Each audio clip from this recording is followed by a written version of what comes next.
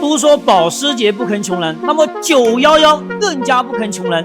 这么一点点项目，消费5万块，比我修一台发动机还贵。好，我们来看看这台911的992车型到底消费了什么项目。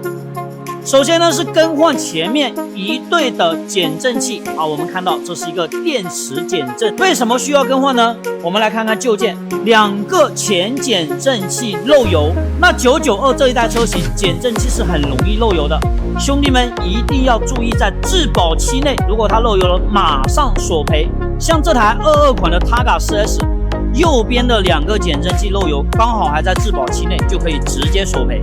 因为自费呢确实太贵了，一根减震器我们订货就要1万多块钱，2个原厂减震器、缓冲胶、防尘套、顶胶都是保时捷原厂。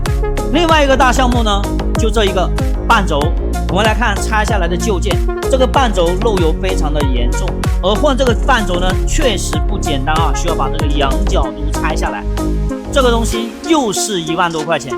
好，顺便换一下原厂的6个火花塞，原厂的空气滤芯，这样简简单单的一点项目消费5万块，真的是比我修一台 4.8 的发动机还贵啊！不过911毕竟是保时捷的旗舰车型，贵也有它贵的道理，对吧？好，兄弟们，我们现在施工吧。